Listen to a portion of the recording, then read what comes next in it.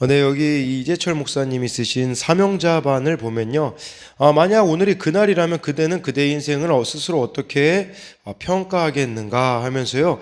하나님의 심판이 임하는 그날은 우리가 이 땅에서 하고픈 일을 더는 하지 못하는 날이고 천만금이 있어도 아무 소용이 없다라는 거죠. 그날은 하나님의 심판대 앞에 모든 이들이 다 서게 되는데 믿는 이들에게는 하나님의 상 주심이 믿지 않는 이에게는 형벌이 있을 것인데 이게 인생의 본질이라는 겁니다. 그러니까 이 실상을 안다면 이제 우리가 선택을 할 수 있는 길은 하나죠. 바로 그날이 오기 전에 창조주 하나님과 바른 관계를 누리는 겁니다. 다시 말해 하나님의 명을 좇아 사명자로 살아가는 것이 하나님과 바른 관계를 누리는 길이라는 겁니다. 사명은 각자가 하나님이 주신 게 다 다릅니다.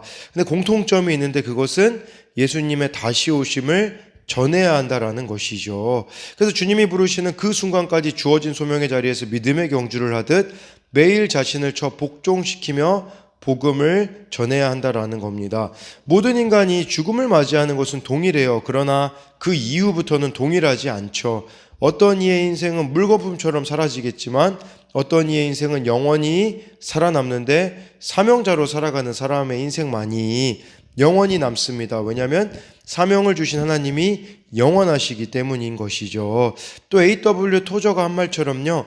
높은 수준의 확신은 높은 수준의 순종을 통해 이루어진다라고 이렇게 말해주고 있는데 정말 우리가 높은 수준의 순종을 할 때에 더 주님과 친밀하기 때문에 당연히 높은 수준의 확신을 가질 수밖에 없는 것이 아니겠습니까? 오늘은 누가복음 마지막 부분으로요. 누가복음 24장 44절부터 53절까지 이 마지막 부분이 되어지고 있고요. 이 누가복음하고 여러분들이 연결해서 보려면 사도행전을 보면 됩니다. 그래서 왜냐하면 누가복음과 사도행전, 그래서 누가행전이라고도 불리기도 하거든요. 연결되는 내용이기 때문에 그렇게 보면 도움이 더 될 겁니다. 44절에요. 또 이르시되 내가 너희와 함께 있을 때에 너희에게 말한 바 곧 모세의 율법과 선지자의 글과 시편에 나를 가리켜 기록된 모든 것이 이루어져야 하리라 한 말이 이것이라 하시고 라고 말씀해 주고 있습니다. 그러니까 예수님이 이 제자들과 함께 하실 때 모세의 율법, 선지자글, 시편은 구약 성경을 말하는 거거든요. 그러니까 예수님의 이 십자가와 부활은 우연히 일어난 게 아니라 구약 성경에 예언된 말씀이 이루어졌다라는 겁니다. 예를 들면 예수님이 모퉁이 돌 되셨다라는 그런 부분이 또 시편에 나와 있는 것부터 해서요. 정말 이 예수님에 대한 내용들이 구약에 기록되어져 있는 것이죠. 이것은 무엇을 말해주는 거겠습니까? 예수님의 십자가와 부활이 구약 성경에 대하여 성취된 거라고 한다면 여러분 우리는 신약 성경까지도 다 기록되었잖아요. 그렇기 때문에 여러분들이 진짜 믿어야 되는 것은 다른 것이 아니라 하나님의 말씀이라는 사실이에요. 말씀만이 모든 것이 다 성취되어지고 반드시 이루어진다라는 것을 기억해야 한다라는 것이겠죠. 45절에 이에 그들의 마음을 열어 성경을 깨닫게 하시고 라고 해가지고요. 여러분 이 성경은 우리가 증인되는데 가장 중요한 도구라고 할 수가 있습니다. 우리 2000년 전에 있었던 일이기 때문에 우리는 어떤 그때의 정황이나 예수님의 이런 사역이나 예수님이 어떤 분이신지를 정확히 알기 위하여서는 성경을 제대로 알아야 한다라는 것이죠. 우리가 성경 말씀을 읽지 않고 알지 못하면 절대로 변화된 삶을 살아갈 수가 없습니다. 변화된 삶을 살아갈 수 없다라는 것은 옛사람으로서 살아갈 수밖에 없다라는 뜻이죠. 옛사람은 어떤 사람이겠습니까? 자기 중심적인 자기 생각과 자기 감정에 따라 움직일 수밖에 없다라는 거예요. 그러니까 우리가 오늘 말씀을 깨닫지 못하면 이처럼 바로 옛사람의 모습으로 살아갈 수밖에 없음을 기억해야 하는 것이죠. 46절에 또 이르시되 이같이 그리스도가 고난을 받고 제3일에 죽은 자 가운데서 살아날 것과 해서요. 이 고난 받으시는 예수님은 구약 성경에도 보면 특히 나와 있는 부분들이 크게는 이 이사야 53장 그 고난받는 종, 또 시편 22편에 보면 또 이렇게 예수님이 그렇게 고난받으시는 내용들이 미리 예언된 그런 말씀이 있는 거죠. 그래서 예수님이 이게 고난받은 것도 다 그 말씀의 성취였었다라는 것을 말씀해 주고 있습니다. 또 부활하신 것도 마찬가지겠죠. 그러면서 47절에 또 그의 이름으로 죄사함을 받게 하는 회개가 예루살렘에서 시작하여 모든 족속에게 전파될 것이 기록되었으니 라고 해가지고요. 이 모든 족속에게 회개에 죄사함을 받게 하는 이 회개의 구원의 그 복음이 모든 민족에게 전파되는 건데 중요한 것은 예루살렘에서 시작된다라는 거죠. 여러분 이것도요 그 구약 성경에 보면 나와 있습니다. 어디에 나와 있냐면 이사야 2장 2절부터 3절에 보면요. 말일에 여호와의 전인 산이 모든 산 꼭대기에 굳게 설 것이요 모든 작은 산 위에 뛰어나리니 만방이 그리로 모여들 것이라.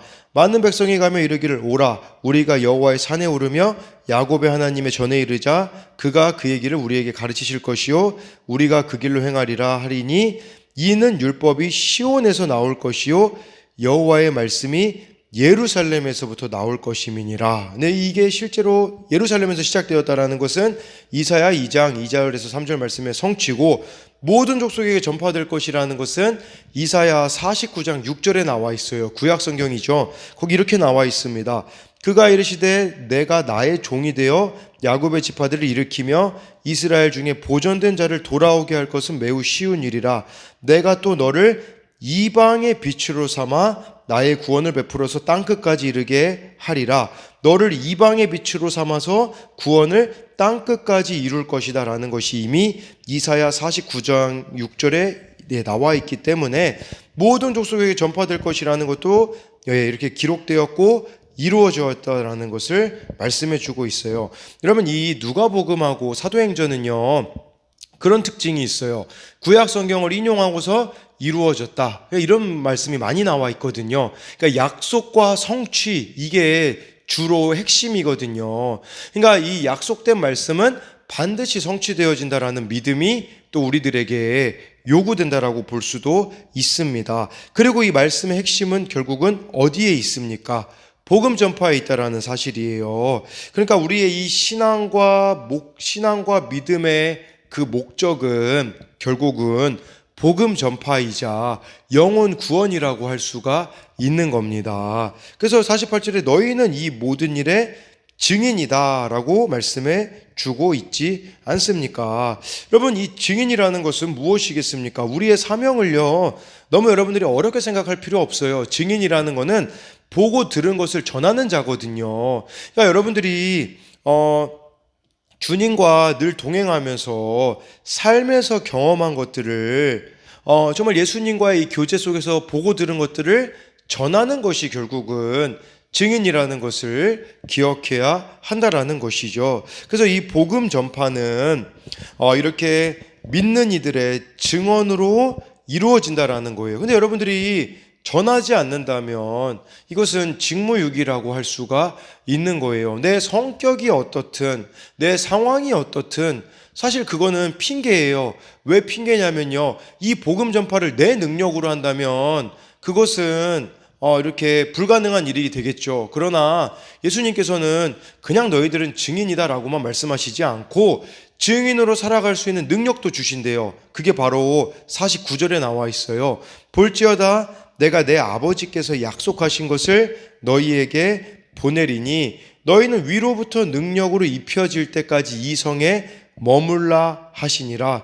약속하신 것을 너희에게 보낸대요. 약속하신 것이 무엇이냐면 바로 성령입니다. 여러분 우리가 이 증인으로 살아가는 게 복음 전파하는 게 못한다고 핑계댈 수가 없는 이유는 성령을 보내주시기에 성령이 가능하게 하시기 때문에 나의 어떤 성품이나 이런 걸 능력 같은 것들은 중요하지가 않다라는 것이죠. 성령이 너희들에게 입혀질 때까지 성령 세례를 받아야 된다라는 거예요. 성령 세례라는 것은 성령님이 완전히 여러분들을 장악하는 그런 사건이 일어나야 된다라는 것이겠죠. 그러니까 여러분들이 또 이것은 일회적으로 끝나는 것이 아니라 늘 여러분들이 성령의 충만함을 받아야 돼요. 그러니까 이 성령의 그 충만함의 시작이 성령 세례라고 보시면 되고, 그 이후로부터는 계속해서 여러분들이 지속적으로 성령으로 충만함을 받으셔야 한다라는 것이겠죠. 네, 그래서 우리는 성령의 도우심 없이는 아무것도 할 수 없다라는 거 기억하셔야 됩니다. 우리의 능력은 바로 성령께 있다라는 것입니다. 이 능력이라는 단어가요, 여러분, 바로 그 두나미스라는 이런 단어로서, 여러분 그 다이너마이트 혹시 아시죠? 그 폭탄, 거기에 또 이 어원이라고 볼 수 있는 것이거든요. 그러니까 이런 폭발적인 그런 능력들은 성령을 통해서만 주어질 수가 있다라는 거예요. 근데 여러분, 여기서 우리가 한 가지 더 짚고 넘어가야 될 게 있어요. 성령을 어디서 받습니까? 이 성에 머물라고 예수님이 하셨거든요. 이 성은 어디입니까? 예루살렘이에요. 여러분, 예루살렘에 어떤 사람들이 있었습니까? 예수님을 대적하는 무리들이 있었던 곳이 예루살렘이 아니겠습니까? 여러분, 저는 이 말씀을 보면서 결국은 이 말씀을 통하여서 우리가 기억해야 되는 것은, 성령 충만을 받기 위해서 이 예수님의 대적들이 있는 예루살렘의 제자들이 머물러야 했다라는 것이죠. 여러분, 우리는요, 이 적대적인 세상 가운데에 성령의 충만함을 받으셔야 된다라는 거예요. 어떤 수도원 생활, 세상과 동떨어져서 살아가야 되는 것이 아니라 예수님을 적대시하는 그 한복판에 들어가서 성령의 도우심을 구해야 한다라는 것이죠. 지금 마지막 때가 다가오고 있기 때문에 얼마나 많은 사람들이 예수님을 대적하고 있습니까? 그 세상의 중심에서 성령의 도우심을 받아야 된다라고 우리들에게 예수님께서는 말씀해 주고 있어요. 그 성령의 도우심을 받을 때에 누구를 보내고 무엇을 전해야 되고 어디로 가야 되는지를 성령께서 세우시고 도우시고 인도하실 거예요. 그러니까 여러분들이 오늘 성령의 충만함을 받으면 누구를 만나야 되고 무엇을 해야 되고 그것을 성령께서 친히 가르쳐 주실 겁니다. 그러니까 오늘 그 주님 안에서의 이 관계가 오늘 하루의 삶을 이렇게 결정한다라는 것을 여러분들이 잊어서는 안 된다라는 것이 되겠죠. 50절에요. 예수께서 그들을 데리고 베다니 앞까지 나가사 손을 들어 그들에게 축복하시더니 라고 해가지고요. 이 베다니가 예수님이 승천한 장소거든요. 그러니까 이 베다니는 감람산 동쪽 경사면에 있었기 때문에 아마 예수님과 제자들이 함께 이 감람산을 넘어간 다음에 예수님이 그곳에서 승천하셨습니다. 이 베다니는 마지막 만찬이 있었던 곳이기도 하고요. 제자들이 실패했던 자리예요. 이 베다니가요. 그러니까 이 실패했던 자리를 다시 세우시는 예수님인 거죠. 우리도 마찬가지라고 볼 수 있어요.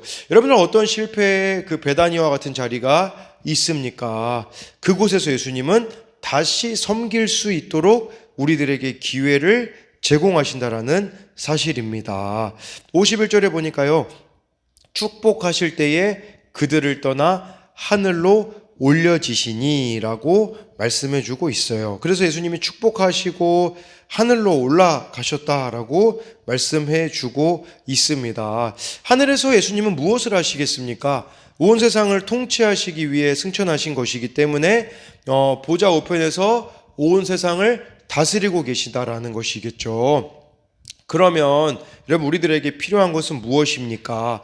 그 예수님의 다스림, 이거를 통치라고 하잖아요. 예수님의 다스림을 여러분들이 일상에서 경험해야 된다라는 것을 말씀해 주고 있습니다. 52절에요. 52절, 53절 보니까요. 그들이 그에게 경배하고, 예수님께 경배했대요. 그러니까 부활의 주님을 이제는 주로 고백한다라는 것이겠죠. 예수님을 경배하고, 여기서 이 경배하고는 또 영어로 보면 worship him이라고 해서 예배했다라고 볼 수 있겠죠. 큰 기쁨으로 예루살렘에 돌아가. 여러분, 예루살렘은 어떻게 큰 기쁨으로 돌아갈 수 있겠습니까? 정말 이 예수님이 십자가에 못 박히실 때만 해도 막 잡히시던 때에 멀찍이 따라갔던 그 제자들의 모습과는 대조가 되지 않습니까? 그러니까 이 예수님께 경배하고 또 여기 53절에 보니까요. 늘 성전에서 하나님을 찬송하니라. 아니 성전에 대적들이 얼마나 많은데요. 예수님을 이렇게 죽게 하였던 사람들이 종교 지도자들이잖아요.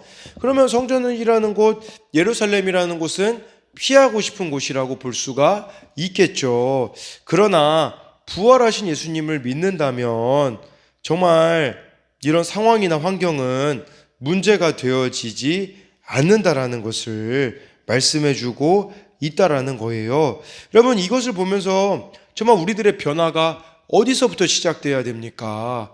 가장 가까운 곳에서부터 시작돼야 된다라는 뜻이에요. 예루살렘, 성전, 그 가까운 곳에서부터 변화, 우리로 말하자면 여러분들의 변화는 가정에서부터 시작되어져야 된다라고도 볼 수가 있지 않겠습니까? 그리고요 여러분 예수님의 십자가와 부활이 확실한 이유는 어디서부터 시작이 되어지는 거냐면 제자들의 달라진 삶에서부터 시작된다라는 거예요. 여러분 막 많은 사람들에게 예수님 전하려면 그런 생각하시잖아요. 이게 역사적으로 사실이었어. 근데 여러분 예수님의 그 십자가 부활은 역사적으로도 사실이거든요. 왜냐하면 예수님의 십체가 지금 발견된 적이 없고요. 그 예수님이 거짓말 4대 성인이잖아요. 아니 4대 성인이 하신 말씀이 마태, 마가, 누가, 요한복음에 나와 있는데 부활과 승천을 부활하시고 승천하시고 십자가를 이야기하셨기 때문에 명백한 사실일 수밖에 없죠. 그리고요 지금까지 가장 많은 박해를 받은 종교는 기독교였었어요. 왜 많은 사람들이 죽음을 내던지면서까지도 이 길을 걸어가겠습니까? 근데요 여러분 많은 사람들에게 역사적으로 이 일이 있었다라고 해서 사람들이 믿을까요? 아니에요. 믿지 않아요. 여러분 진짜 내 주변에 있는 사람들이 예수님을 믿게 하려면요 필요한 것은요 어떤 역사적인 증거를 제시하는 거, 과학적인 증거를 제시하는 거, 그것뿐 아니라 내가 변화된 모습을 보이면 되는 겁니다. 내가 세상과 달라진 모습으로 살아가면 그것보다 더 놀라운 일이 없어요. 그래서 우리를 증인으로 불렀다고 하잖아요. 각자의 위치에서 증인이 되셔야 된다라는 것을 여러분들이 기억하며, 근데 우리는 이것을 다른 사람들로 대체하려고 해요. 어떤 유명인들이 변화된 거, 그런 것들로 여러분 증명되어지는 게 아니라 여러분들이 부활의 증인으로 각자의 자리에서 이렇게 살아가야 되는 거, 그 부활의 증인이 되기 위하여서는 날마다 성령으로 더딥혀지는 성령의 충만함 가운데 여러분들이 살아가야 된다라는 것을 기억하셨으면 좋겠습니다.